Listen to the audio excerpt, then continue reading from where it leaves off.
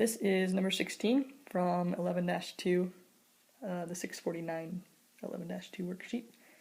And we're simplifying again, but this time instead of just one term, we've got three terms, and we need to add, subtract, combine them together as the operation tells us. So first thing I know with adding and subtracting is my radicals have to be exactly the same number before I can combine anything. And right now, I've got a 3, square root 3, square root 45, and square root a third. So right now they don't match. But if I play around with things, I might be able to simplify some of the terms. I know I can't simplify the first one because that's a prime number inside there. But I might be able to simplify the others so that they do match. And the square root of a third over here has me the most concerned. We did one just like this in class. So I'm going to worry about it first and just kind of off to the side over here. The square root of 1/3. I can write that as the square root of 1 over the square root of 3 using the quotient property. And then I have to rationalize because I can't have a radical in the denominator. I have to rationalize. And we talked about how, well, if I multiply the square root of a number by itself, that's what gets rid of the radical because I end up with two copies of it. So if I multiply by square root of 3 on the bottom there, then when I do square root of 3 times square root of 3, I'm going to get the square root of 9, or 3 times 3, however you like to look at it, which means I've got a 3 free from the radical, no more radical in the denominator. But if I multiply by something in the denominator like that, I'm going to change the problem unless I also multiply by that value on top, so that I'm really only timesing by 1. It's a really ugly one. It's the square root of 3 over square root of 3, which is 1, but it's not changing the problem, so it's okay to do. Now my denominator is free. I've got a 3 right there, and my numerator has the ugly radical in it. So I've got the square root of 1 times the square root of 3. Well, that's just the square root of 1 times 3, or 3. So in my original lineup over here, I can replace my square root of 1/3 with the square root of 3 over 3. And there's a 2 out in front that was already there.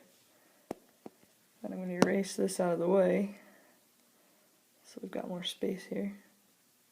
And now I'm going to focus on the square root of 45 because I want to simplify that down, so hopefully it'll be able to combine with my other terms. Well, the square root of 45, I know that 9 times 5 is 45. And the reason I like 9 is because that's a perfect square number.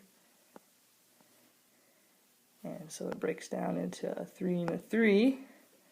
So I can simplify rad 45 into 3 square root 5, because that 5 got left over and I had a pair. So up here I can write minus 4 times 3 rad 5. So I've replaced the square root of 45 with 3 times the square root of 5. And then my first term didn't change any because 3 is a prime, so I can't simplify its radical. Now I'm looking at those. Well, I've got square root of 3, square root of 5, and then, oh, I've got another square root of 3. So I'd like to say I'm done, but really, only the square root of 5 is the one that doesn't combine, and I can focus on the other two. They will combine if I do a little messing around with fractions. So I'm going to write the other two next to each other, and remember that 2 bounces in to the front of the radical. 2 times 1 is 2, so I really have 2 radical 3 over 3 for that third term. If I put these two next to each other and I want to be able to add them together, I just need to have a common denominator. And right now, that whole number, 2 radical 3, is really over a 1. And then I can make it have a 3 in the denominator if I multiply by a 3, but I also have to do it on top so that I don't change the problem. So now this would be 3 times the 2 gives me 6 square root of 3 over 3. And then I've got plus 2 square root of 3 over 3. So now they're both on the bottom with a 3. And so I can write them as 1 fraction over 3, which I guess I'll do on the next page as I run out of space. So 6 square root of 3 and 2 square root of 3 all over 3. And then it's like saying that I have 6 apples plus 2 more apples. 6 of something plus 2 more is 8 of that something.